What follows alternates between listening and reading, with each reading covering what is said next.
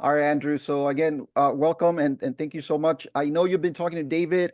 Stuff came up last minute, so you're gonna probably just talk to myself and Alfred today. We did a lot of marketing for this event today, especially because one, the NAR settlement is basically what, 2 more days. There's a lot of confusion with buyers, sellers, confusion with agents. If you go through all of the Facebook groups right now, the big groups, there's still a lot of questions about what's going on. And the biggest thing that I've seen is agents are scared and they feel like they're not going to make any money. So we picked today's topic. How can you still make millions, right? How can you still make money in real estate through this wave? And of course, we got you here today. Why don't you introduce yourself really quick? Tell us who you are. Why should we even pay attention to what you have to say, your opinions today?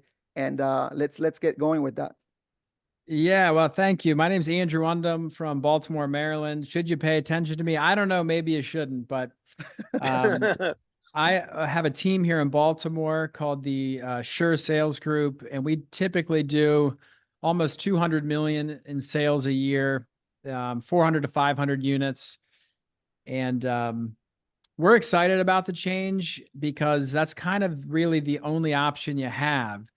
See, it's either there's two choices in life. You either blame or take responsibility.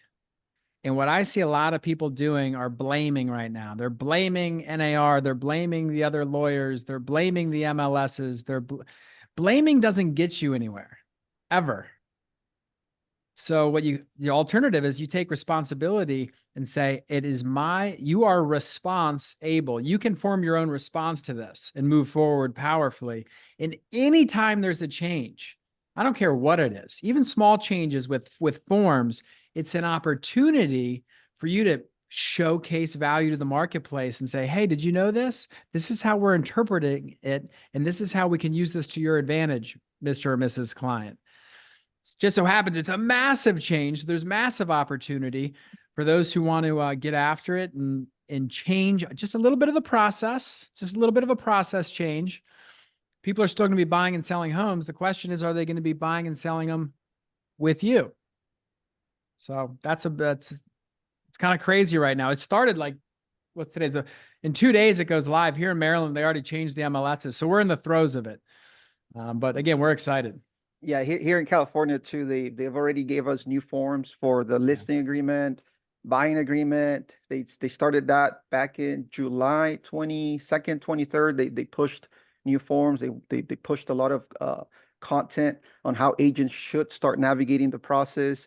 I don't believe our MLSs, all of them have completely removed the commission side of things. And I know a few of the MLSs are going to add a separate field, but I don't think a lot of the MLSs here in California are going to do that. And of course, right, like you said, either you embrace the change and work through it, or like I've seen a lot of memes out there right now, everybody bailing, right? Going back to a 9 to 5, they're gonna want to wait it out. Us personally, we're building a team here in California as well. We've seen a little decline in conversations with New York agents trying to enter the market, and those who are entering the market don't even know what's going on with this new stuff. Yeah, it's the best time ever to bring fresh blood into the industry. No bad habits.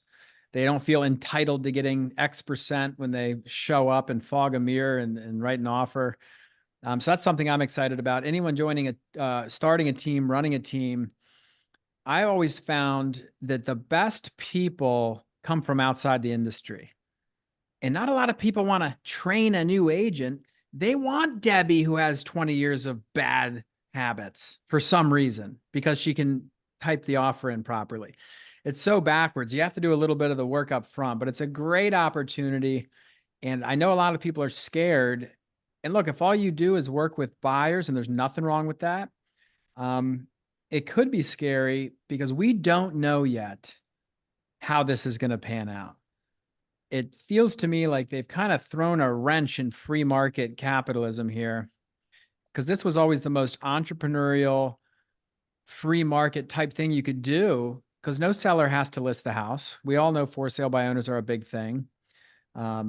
off-market properties sell all the time. Here in Baltimore, a lot of stuff sells off the market with no realtor, real estate agent, period. So, you know, it's just going to be very interesting to see how the cookie crumbles. But I know for a fact that the best agents are going to make a lot more money. And that's And usually the case, right? The ones that stick and around. and those mediocre agents or average agents who don't really have great skills, but they worked hard. Maybe they're making 80, 100K and they were working with buyers all the time, but they didn't have the skills because they were dependent on Zillow or an online lead platform. And all they knew is if I show up and these people like me enough to let me write an offer for them, you're guaranteed to get paid a nice chunk. That's gone. So it's going to be, the cream's going to have to rise to the top. And again, you got to be careful what you say on these things. I mean, I did one of these when it kind of like wild on YouTube, and then I get called from the LA Times and they're trying to get me. They're saying, you said that you wouldn't go below 2.5 and you advised people to stop talking after you said that. That's what they called me. And I said, yeah, well, sometimes you have to stop talking. Like after you ask a question, you stop talking, right? I was just emphasizing that. Anyway, so we do have to be careful because look, I'm not a lawyer and every state's different and Maryland's different. And our MLS happens to be this massive one that's got like PA, Maryland, Virginia, DC. It's called Bright and they do a great job. But even those, our friends at the MLSs are kind of like rolling their eyes thinking, wow, we're doing a lot of work for nothing to appease this settlement. So I'll go on record saying a little disappointed in the early settlement. And that is what it is. But I'm not blaming anybody. This is the new rules. I'll play the game better than you. That's the game. You set the rules, I'll play the game. How about that? That's it. That's it, Andrew. And like I tell Robert, and it's funny when you just said that the agent who's dependent on Zillow, Trulia, and all these companies that give them these free leads for a small cut. What happened if that went away? I always tell the agents that I work with that you have to go back to the basics, right? Door knocking is great to brand yourself in that area. And you don't have to do the whole zip code because you're in California. I think we have like 80 something counties, right? It's a big state. Another thing to do is open houses right now. I told Robert that open houses are gold. A lot of these agents are not showing up with their clients because like they had to get that 9 to 5 or they're doing, you know, DoorDash or Uber to take care of their families, which I'm all for it. But at the same time, you also got these people that are showing up that need an agent, that need direction, that need somebody to hold them by the hand and walk them through the process. So the market right now, like you said, Andrew, I like it myself as well because it's uncertain. And I believe, and we all know here, that when you're comfortable is not a good place. You need to be uncomfortable because that's where growth is going to take place. And that's why my clients is mostly expires and for sale by owners. Now, if you go back 20 years, I had this conversation with Mike Ferry is expires been around for the last 20, 30 years, right? And those are people who raise their hand that unfortunately their house didn't sell for a couple reasons. And I'm just like you, Andrew and Robert. I don't want to say something. I don't want the Los Angeles Times calling me. Why'd you say that, Alfred? But we all know mostly why the house didn't sell, right? The price of the condition, and I won't say the third thing, but I always go after expires. And I went to a listing appointment this Monday, and I got the first objection from the client. She's like, Alfred, I'm so happy that I only have to pay you and I don't have to pay a buyer agent. And when I told her, hey, I said, I agree with you, Natalie. Did you know if you look in that contract in the last 15, 20 years, you did not have to ever pay that commission fee, but a lot of people don't read the contract. I said, but let me ask you this, Natalie. You're going to hire me to sell your house, and I'm going to bring you an offer. But let me ask you this. Would you want one offer or 10 offers? Right? You want 10 offers because the more offers, the more eyeballs, the more money in your property. Now, you paying a buyer commission is very important because we might have buyers looking at this area that are fully qualified, even cash buyers that are ready to buy your house. And my fiduciary duties to you. But what happens if an agent from an outside office brings me the buyer? I would hate for you to turn them away. Because remember, what's more important is how much you pay us in the commission or how much I net you after selling your house. And then I address it that way, and she's like, oh, okay. I just heard all this in the news and CNN and all this stuff. And Andrew, correct me if I'm wrong. I think us as agents, we also are the ones gossiping about this. NAR, NAR, NAR, NAR, NAR. Like Robert said, I've seen hundreds of memes. I'm a part of over 100 groups in real estate, and the only people talking about it is us.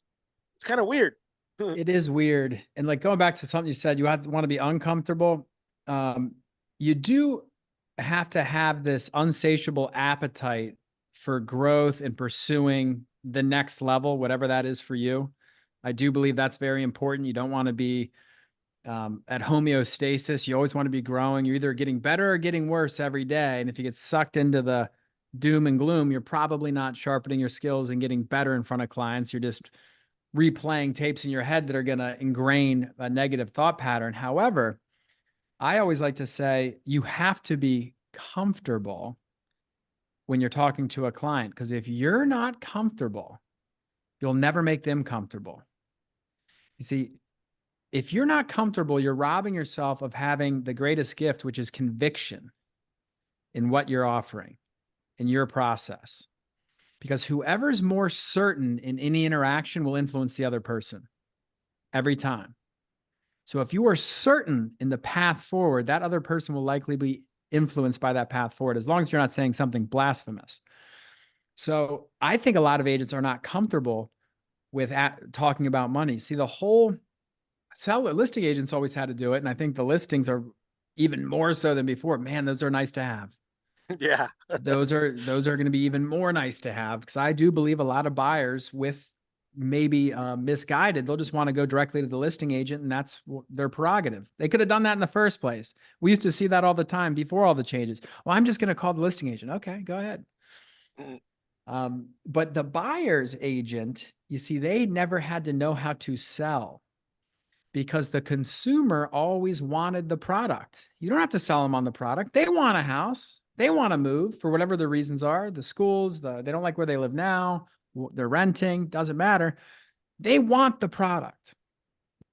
And what you're actually selling them is a service. You're not selling them a house. You're selling yourself as a guide on that journey to get the house. Well, that was so easy because you never had to talk about money.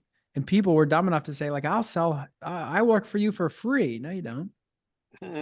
And that was a big topic in the NAR settlement, which I think they got right, which is, no, you buyer's agents don't work for free. You can't tell the buyer you're working with them for free. Absolutely not. But they've never been conditioned, because they didn't have to sell themselves. They never did that. And that's the big difference. So there's going to be buyer's agents who crush it. And the big opportunity also is you have 2 bites at the value apple now, because your income's not predetermined by the listing agent. Make it 3, make it 4, make it 2, make it 1, make it whatever you want, because it's always and always will be negotiable. That's not changing, but you get to set what it's worth. And as long as you explain that buyer's agency agreement properly, you just need the right to be able to negotiate your fee with the seller. You don't necessarily have to say, hey, buyer, no matter what happens, you have to pay me X. I mean, you could do that. That's kind of a tough sell. I sold $3 million homes last week. A couple of them were my friends. Imagine if I said, hey, Robert, you want to go look at this house? Yeah, here, make sure no matter what, you're going to give me 25 G's, right? You're going to tell me to fuck off. Yeah. Probably. So you have to work on that in a logical, reasonable style. And then when the time's right, go through all of the components of value you bring to the relationship that most people aren't familiar with on the journey to buying a new home. And I think that's where all the value is. That's what we always hear. You have to showcase your value. Everyone says that. Every coach is just screaming that, show your value, but they don't tell you how to show your value. Mm-hmm. And no one can tell you how to show your value, because everybody's different. The way I do it's going to be different than the way you guys do it. And we're both right, probably. But you don't have to be someone else. You have to be yourself, be comfortable with who you are. And guess what? A lot of agents don't bring value, and those are the ones freaking out. And as they should be. That's a very normal thing. Oh yeah, my those God, are the ones. yeah. They're the ones spreading all this stuff. You're absolutely right. The ones that are doing the memes and the videos and the reels of all this stuff. But yeah, you're absolutely right. They have to learn how to sell. Got to learn how to sell. Yeah, I think the biggest issue, right, like you mentioned, Andrew, was that the fact that prior to this, buyer agents would always say, "Oh, you don't have to pay me," right? Like what you said, I'll get compensated from the seller. And like you said, it was a set number. You would just go into the MLS. Okay, this listing will pay me 2%, 2.5%, 1%, and whatever that was already predetermined. But one of the things that you just mentioned that just came to me is now that doesn't have to be the rule anymore because you could bring it into the offer, right? Like we have to now. But let me ask you this, Andrew. What else do you think a buyer's agent can do right now? I know you mentioned nobody can tell you how to provide value, but what are the things that you could highlight? Because I know I saw a couple of your videos before, and that's one of the things that you do, right? Buyer's presentations. How do you make them? Because before, hey, we're listing agents, we have to have a listing presentation. Buyers, sometimes you don't even have to explain the process. You just get them on the phone, talk to them a little bit, connect them to your lender, and you move on, right? But now, how important is it to have a buyer's presentation in your, what do you think about that? Well, I'm glad you asked that because after I did this last video, it's 3 weeks ago. It gets like 2,000 views a week. It's got 40,000 views now. I'm getting inquiries every day from agents around the country. Can I get your buyer presentation? Back like 2 years ago, I did this one on listings and it went really well. And I did a couple big events and people always wanted the listing presentation, which I have right here. This is my listing one right here. It's the Sure Group home marketing system, you see. And this is gold. That's And beautiful. and it's hardcover. You take it with you. You don't leave it there. But the thing is, you as the agent are the presentation. People miss this. You bring in a slideshow or a booklet or whatever, that's worthless. That's called a crutch. That's called somebody who doesn't know what they're talking about and say, oh, let me see here. Oh yeah, let me talk about this. Because you don't know it. You're not unconsciously competent about it. So when you're talking about a presentation, and I agree, you have to say something, right? You have to show up, but they're buying you. They're going to buy the house. We don't know what house they're going to buy. And just like the seller's selling this house, but they're buying who's the person that's going to help me sell this and maximize my equity. You are the presentation. So you have to have this down and you just write out everything you're going to do. I always do it. I like a blank piece of paper is the only thing you need. If you're unconsciously competent. Now, it doesn't mean you have to start that way. And it's okay to have some certain things you want to show off. I like to play the game called show, don't tell. I show them some things that we're going to do. And you pull up your phone and say, see this is how we do that. But on the buy side, if you just look at it linearly, what I'd start with now, after some bonding and rapport, right? We like each other. We're laughing. Hey, how you doing? You can't make anyone else comfortable unless you're comfortable with yourself. Most agents go in there pretty nervous. If you're feeling nervous and awkward, guess what? You're making them feel nervous and awkward. We've all had that experience. This guy's so uncomfortable. He's making me uncomfortable. So if that is you, which is okay, just be aware of it, because then you're consciously incompetent, way better than being unconsciously incompetent. I don't even know how bad I suck. There's people in that bucket. Get out of there. Move to, okay, at least I know I don't know.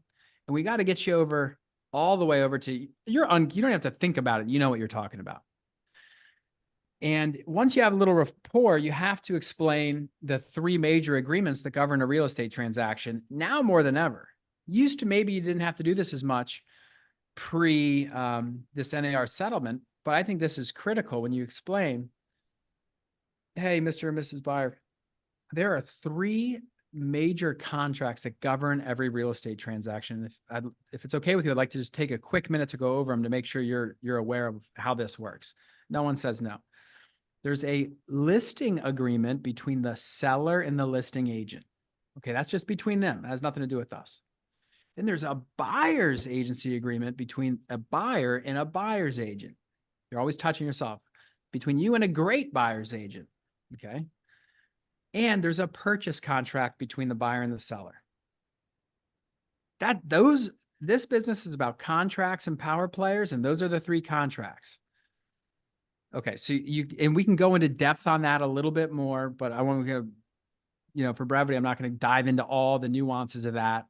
So I like to pull out an actual purchase contract and start filling it out. We're not even talking about house, just so they know.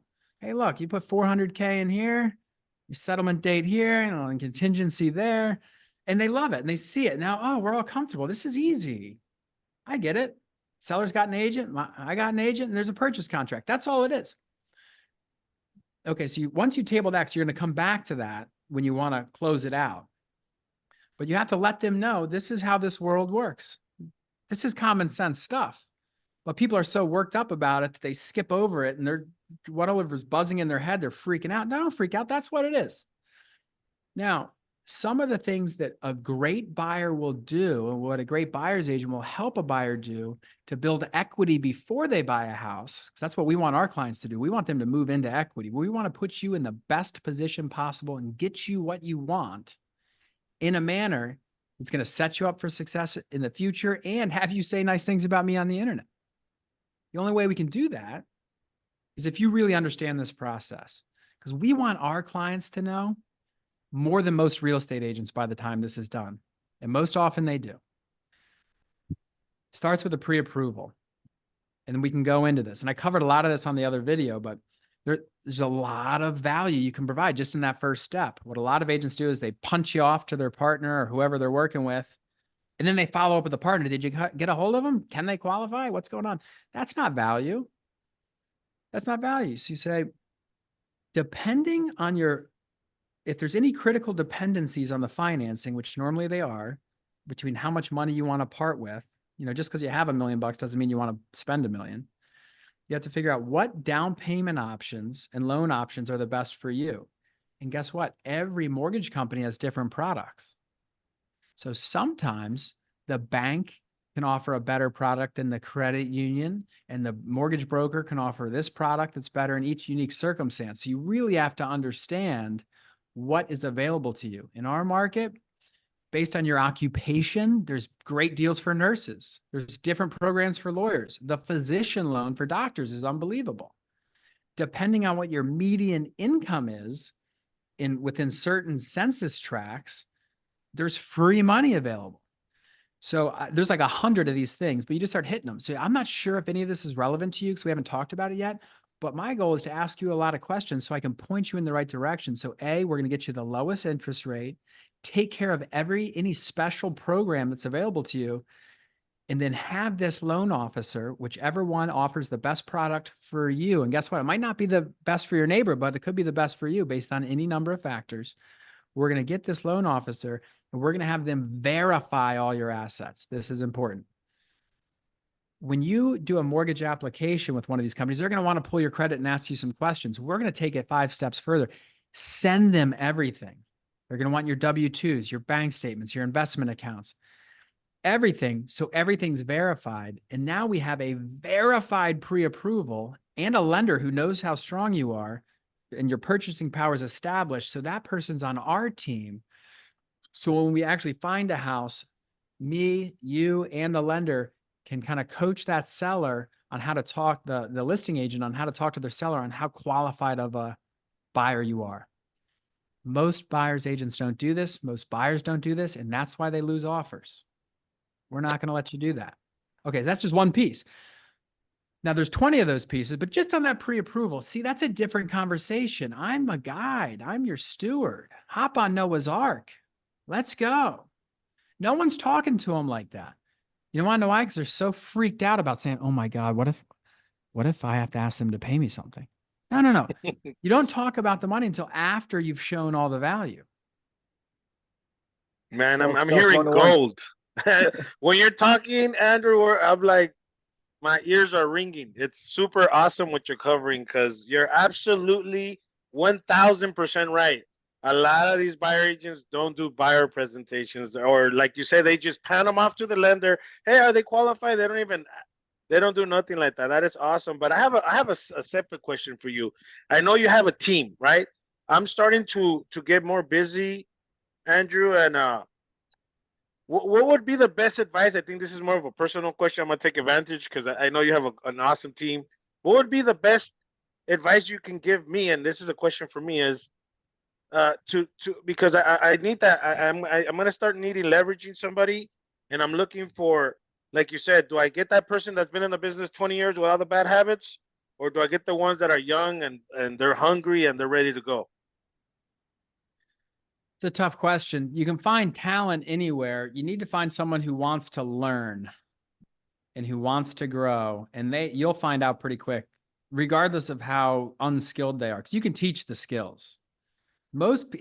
Almost every human being is capable of being really good, but they have to have some innate desire that comes from within. You can't give it to them. You can't want their success more than them. And a lot of times you will, because you need it. Like, shit, you got overflow. You need help. And that's a recipe for disaster. Because, they say unspoken expectations are just premeditated resentments. You're going to end up resenting these people unless you're so clear on what you want. And I find most agents, most team leaders, this goes from team leader to agent, agent to consumer. If you're not clear on what you want, and if you're not clear on how you want the other person to act, to respond, to move forward, how the hell are they going to be clear? You're not. And most people haven't taken the time to really design, this is exactly what you're going to do to get what you want. And that's the other thing. It's just this is more of a leadership thing. It's not what you want. It's what they want. And does that align with what you want? It's a more intense exercise. I used to think all this was bullshit, like mission, vision, values, core principles. It's not. It's really not, because it helps you move forward. You got to get people in the right seats on the bus or get them off the bus, right? Yeah. So that's a tricky question. In a perfect world, you'd want an experienced agent who's saying, and I think there's going to be a big opportunity for this too. They're saying, you know what? I thought I was good. I can grow with you. Help me help you. If you can find that person, great. If not, you got to find someone from scratch. It takes more time. You have to take 2 steps back before you can take a step forward. But most guys like you, Alfred, you don't want to take a step back. Nah. You'll just get frustrated because they mess something up. And here's the rule I have for myself and for clients. This is the same. Like, my customers kind of sometimes are my agents, right? And the clients, because you have 2 jobs there. You can't get mad at anybody for doing something you didn't tell them they couldn't do. Got it. And that's so big because they don't know. So anything that they get wrong is actually your fault. It's blame versus responsibility. Do you want to blame them or do you want to own it? You got to own it. Most people, this job is so filled with rejection and uncertainty. Your life's already filled with that, and you keep tacking on more, and people fold and they get upset, and then they do outlandish things. We've all had that. You say something, and then on the car ride home, you're like, when they said that, I should have just said this. But you had to get your emotional needs met and make them feel like shit to make you feel better. And it's a bad thing. Yeah.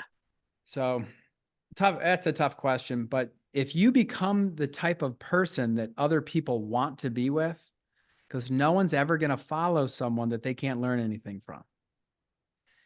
100%. And who they don't think care about them. And, this sounds all trite and cliche stuff, but I found it to be very true because I've made a lot of mistakes. I've had a lot of good agents that left.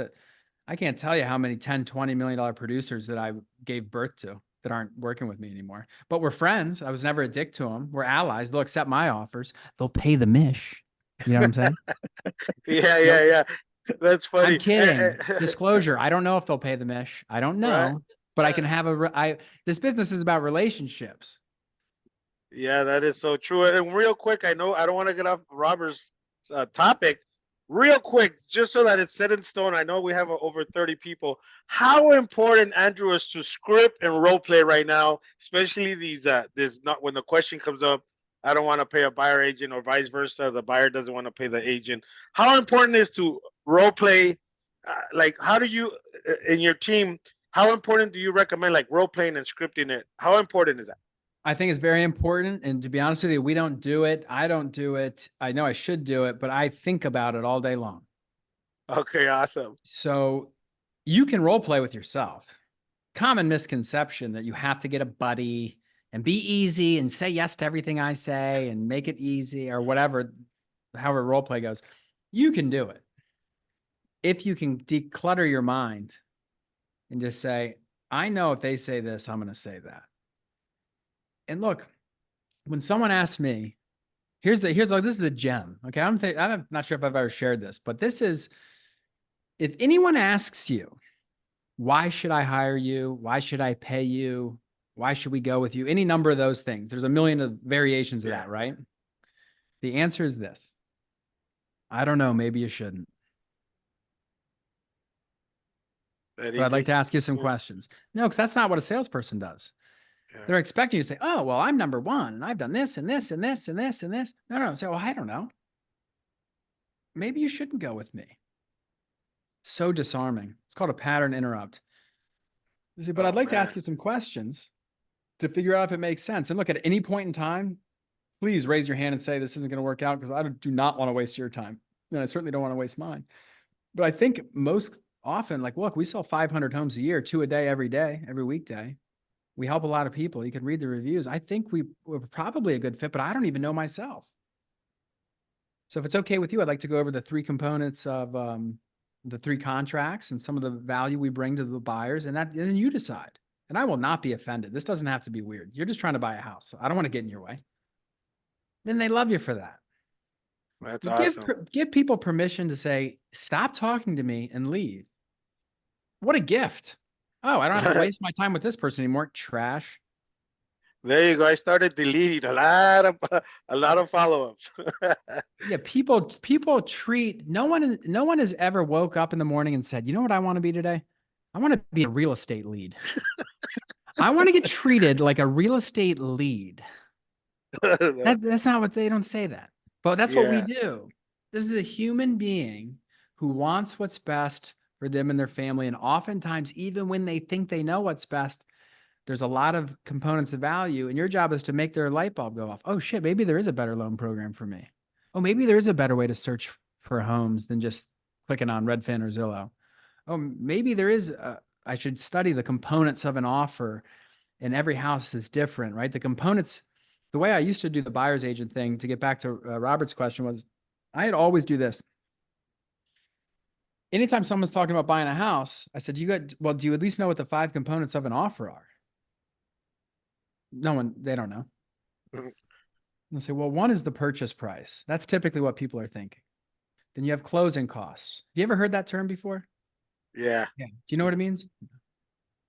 Right. So you break that down. We have your transfer and recordation fees. You're going to put a little property taxes up front, some insurance. That's your money, by the way. Some people call them prepaids. It's all lumped in with closing costs, taxes up front, insurance up front, transfer and recordation taxes. In Baltimore City, it's pretty high. It's 3% split between the buyer and the seller. So it's 1.5% to you. You just break it out. That's why I like to do everything on pen. Instead of saying, here's my presentation, slide 2. That's lame. You break it out for them. Because then every presentation should be different. Because it's not about you, it's about them. How would I make a presentation about you if I don't know anything about you yet? That would be stupid, but that's what everybody wants. No, I want to do the same thing. It's going to work for everybody. It's not. No, but purchase price, closing costs, contingencies. My job is to protect you. Okay, we're not going to give our power away here. The seller has one house to sell. We can buy whatever we want. So when we make an offer, we put contingencies in there. So we have the right to buy the house. We don't have to buy that house. You should never feel any pressure. I'm going to make sure you don't. So we're going to do this offer properly. Purchase price, closing costs, contingencies, appraisal, financing, home inspection. You guys get that. Deposit, earnest money deposit, and settlement date. Those are the 5 things. Purchase price, closing costs, contingencies, earnest money deposit, settlement date. That's what an offer is. Now, if we go look at 3 homes, and one home is vacant and it's beautiful, and then you like that house, and you also like this other home, but people are obviously living there. We have no idea what the seller wants on these things, but it's probably fair to assume the vacant house, they want you to settle relatively quickly. This person living in this house might need 60 days. So that settlement date piece becomes really important. If we give them what they want on this piece, maybe we get what we want up here, lower purchase price. Maybe they help with some of the closing costs. And by the way, some of that closing costs in this day and age could be used to offset your fee for the buyer's agent commission. They're calling them concessions now.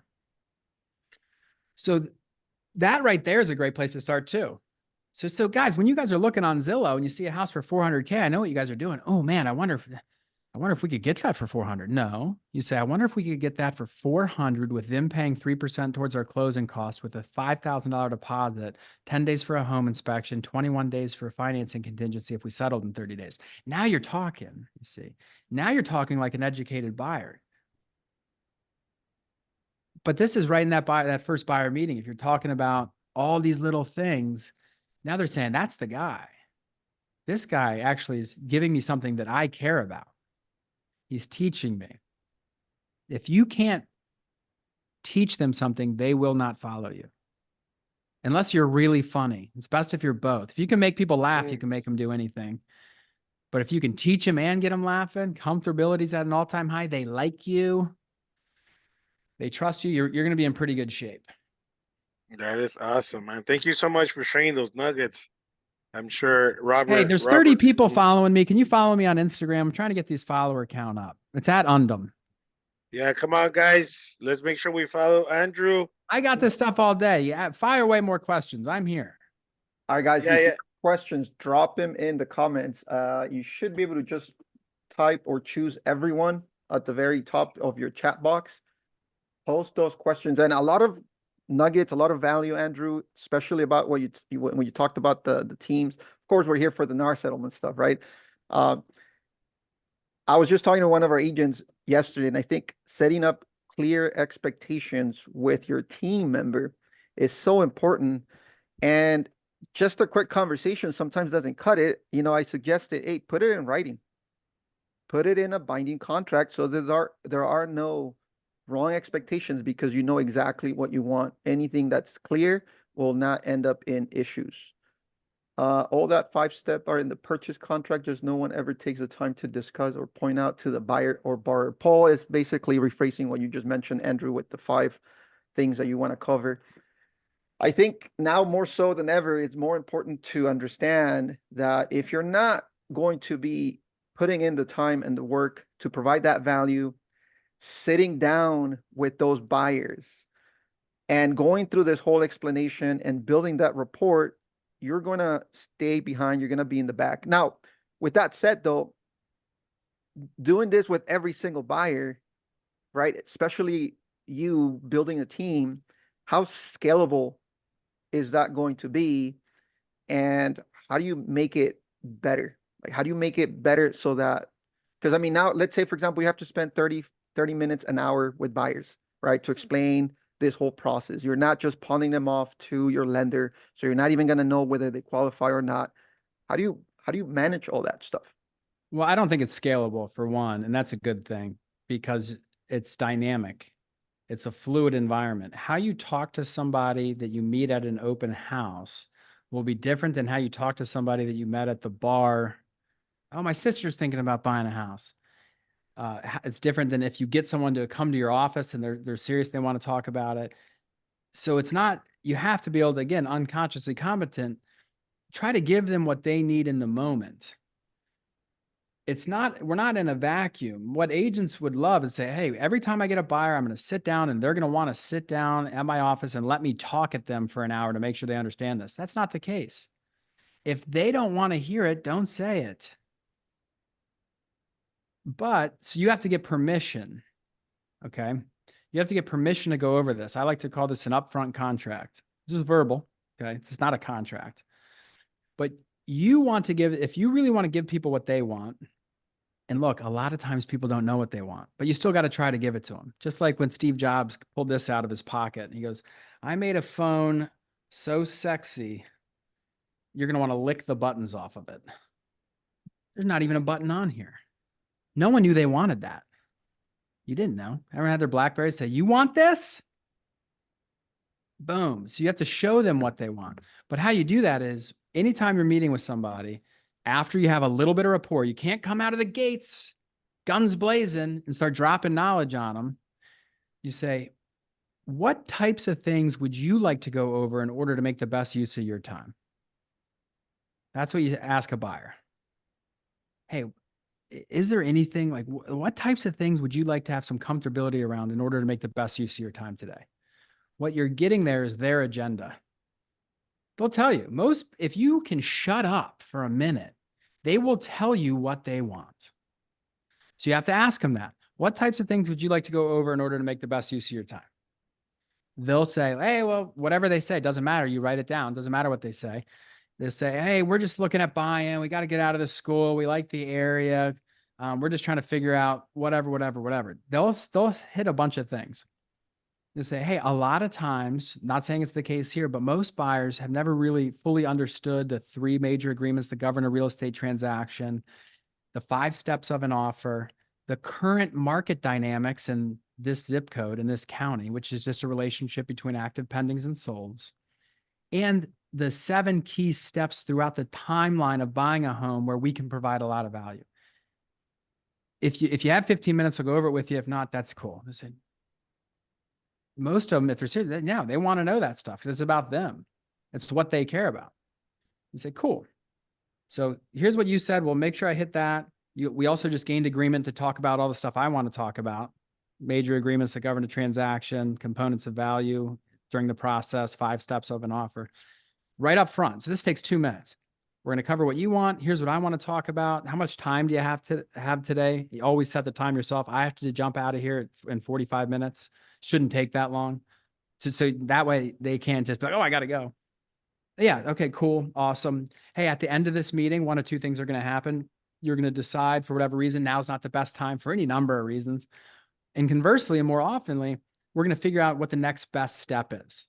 Sometimes it's coming to the office. Sometimes it's going to look at homes, or maybe we just jump right in and I'll hook you up with some of my mortgage partners. Is that cool with you? Cool. Then, okay, now that 2-minute upfront, we got all that out of the way. You just close them up front.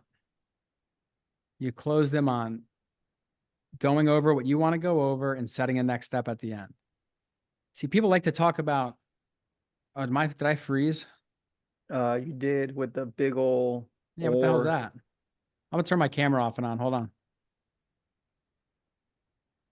Oh, there you go. That was interesting. You close them up front by gaining agreement on setting a next step at the end. It's another thing no one does. Same thing with the seller. Same thing with anybody. Same thing with your spouse, anything. Hey, at the end of this conversation, this is what I want to see happen. It's called inspecting what you expect. You got to inspect what you expect.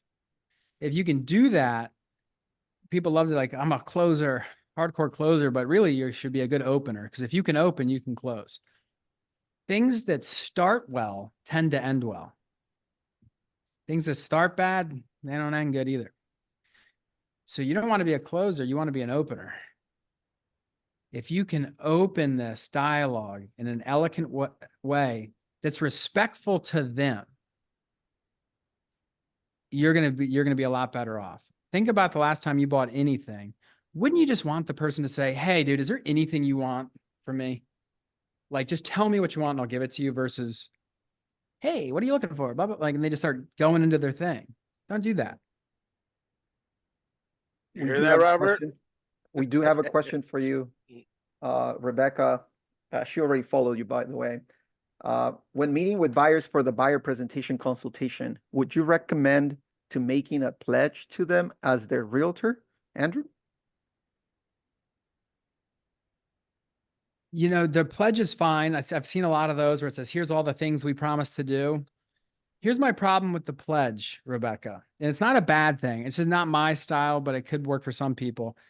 The pledge, if you look at these things, and I'm sure you've seen them, your office, your brokerage probably has some generic one, right? I call that marketing the mandatories, because here's what those pledges say. I am honest. I am hardworking. I will get back to you, stuff like that. Well, guess what? If they thought you were a lazy liar, they wouldn't be talking to you in the first place. That's mandatory. Yo, oh my God, you're going to get back to me? Geez, thanks. Man, that must be, but it is important because that's the biggest complaint from the NAR studies, that people don't communicate. So, but instead of the pledge, because people aren't going to pay you X percent whatever you decide you're worth. I think I'm going to try and stick for 2.5 to 3. They're not going to pay you 2.5 to 3 because you pledge certain things. They're going to pay if they think and they believe they're better off going with you versus going at it alone versus going with the other agent that they talk to. And they do talk to other agents. That's the only way. I want them to pledge to me, not I pledge to them. And I don't expect them to unless I can show them this avalanche of value where I'm going to hook you up and save you big on the mortgage. I'm going to teach you about this market. I'm going to make your offer solid as shit. I'm going to drive your closing costs down, not only through negotiation, but through my relationships. I'm going to get you a reissue rate on your title insurance. My inspectors are going to give you discounts. I have a whole home services ecosystem that I'm going to put together on your behalf to make sure everything is taken care of. This is going to save you tens of thousands of dollars. I mean, shit, my negotiation alone is worth 2 points. If you don't think I can save you 10 when I'm talking to the listing agent, just don't hire me. But they're not, you have to be so confident to say that. You don't blink. You're staring right through them. Navy SEAL sniper, center mass. Because if you're not, they're going to be like, this guy's full of shit. Because there's a fine line between confident and cocky. And I know some people are like, this guy's an asshole. That's just how I do it because I believe it. And if you get really good at this and you're fluid in how you talk about the market research, the whole search process and how the IDX works and how MLS works and expireds and coming soons and how builder listings work and all your loan options and how you gather intel. Once you find a property you like, what a great agent does is we know we get paid in direct proportion to the information we gather, not the information we give. I will gather everything about this house forensically. What did they buy it for? When did they buy it? What type of loan did they get? Why are they moving? How long has it been on the market? What's the days on market for their house versus days on market in the area? What's the list to sales price ratio in this zip code? How many showings have they had? What are they looking for? Does that seller have any critical dependencies on time frame and pricing? We gather information so we can structure an offer where you're going to win, but they still get what they want. See, if most agents don't do this because they're driving DoorDash, because they don't do this all day, every day. So if you're not super fluid with how you're delivering that, you don't need a presentation. You need to draw it out on a piece of paper, just like this. Just draw it out. This is what we're going to do. Ba-boom, ba-boom, ba-boom, ba-boom, ba-boom. You say, what I'd like to do, and you want them to pledge to you. That's what they're doing. If they sign a buyer agency agreement, they're pledging to you. And then, of course, I'm not saying you can't use it, but ancillary say, oh, by the way, our company guarantees all this stuff too. But I just think that's a little bit weaker than you saying, this is what you got with me. And people have a great BS detector. I wouldn't advise you saying any of that unless you believe it and you're going to do it. Because the fastest way to ruin your career and why 87% of agents already fail in a short period of time, and that's going to go up, is because they don't do any of this. And they don't believe it. You know, they don't believe that they can deliver on that stuff. So that's a personal problem. That's not your client's problem. That's your problem. Don't make your problem someone else's problem. Damn right. Well said, Andrew. I think there's another question right there, huh, Robert? There is. Let me see. When negotiate, you can read that too, Andrew, right? I'm just Let's gonna read see. it out loud. Yeah, I got it. It says, and I have another question. When negotiating with buyers on the buyer representation agreement, how would you explain you charge 2 to 3% for your services, and how would you input it so they know it's negotiable and they have options to get buyer's agent's compensation paid by the seller, lender, or even the buyers themselves? See, Rebecca's asking the good questions. See, these are so tricky because they're so new. And my answer on this could change in 2 months after. Who knows what? I'm sure there's going to be some disruption coming from other companies, which I love because the best trained teams love a muddy field. We're going to be on offense the whole time. So when you get to that point, if you've already initially said, hey, there's these 3 agreements, and you value, and you say a question like that you want to be almost rhetorical, you want them to say yes, which is, do you think if we did all these things, you'd end up getting a good deal? Yes? Okay, cool. Then you pull out that buyer's broker agreement, and I draw on there. I say, here's how it's worked for 150 years. There's a listing agent, LA, and a seller. And then over here, we have the buyer's agent, which I'd love to be for you, and you, the buyer. The listing agent gets the seller to agree to a commission. Typically, historically, that was between 5 and 6%. Let's just say 6 for easy math. The listing agent has a 6% commission, and they agreed to give the buyer's agent half of it. Very simple. So I was getting 3. Well, they just made that's illegal. That is the change. The listing agent can't pay me, the buyer's agent, which is unfortunate. So the buyer's agent can either get paid from the seller directly or from the buyer directly. But it's the same pot. All the money in the transaction is coming from the buyer to the seller. You're buying their house. And the agents are just here to be advisory in capacity and help them get it done. So every comp you see, have you ever heard that word comps? It's a stupid word. We made it up.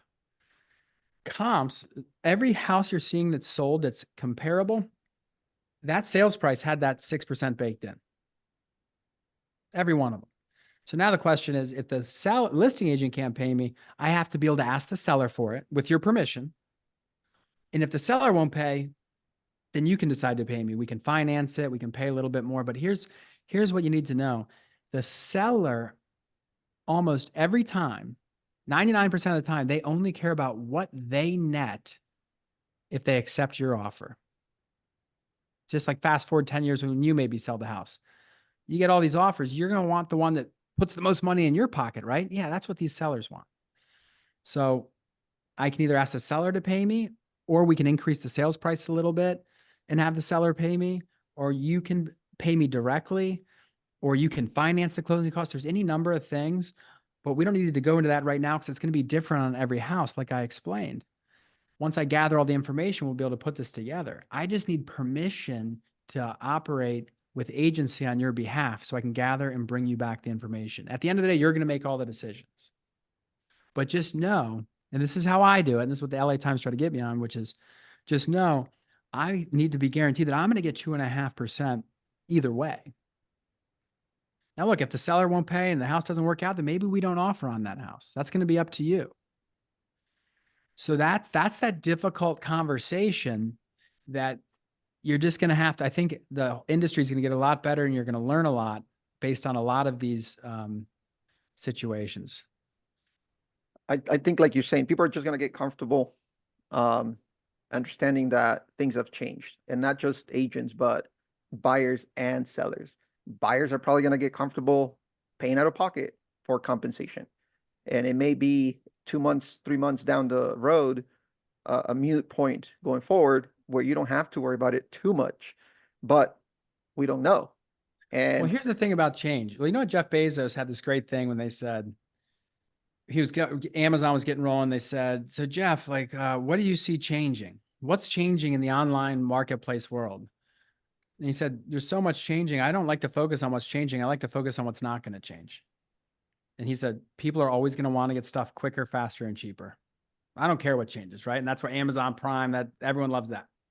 So in our world, you say, yeah, there's a ton of changes, but I'd even tell the client, if you're the buyer, and say, you know, I know there's 2 things that aren't going to change. The sellers are going to want to net as much money as they can.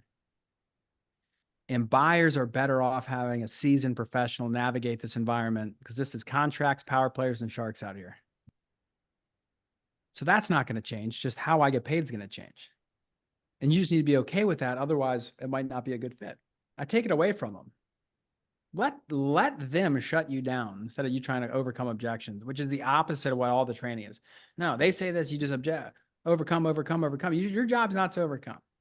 If you're always overcoming objections, you're not providing enough value. I'm not saying you can't. You got to know how to dance. I don't say follow. Just as soon as they give you any pushback, play dead and run away. That's not what I'm saying. I'm saying if you're getting them, you didn't open it properly. You didn't explain everything properly. You weren't remove the convicted objections before they even happen, right?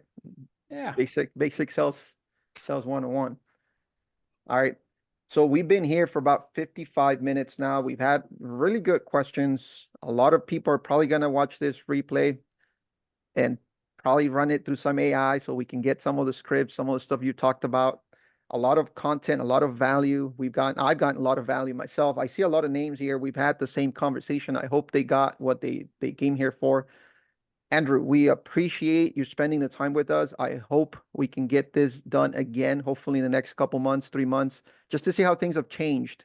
You know, what kind of results we're going to be getting, how we implement what we've learned today, and any last closing statements, words that you can give to encourage agents to keep pushing, right? Concentrate on what doesn't change, like you said.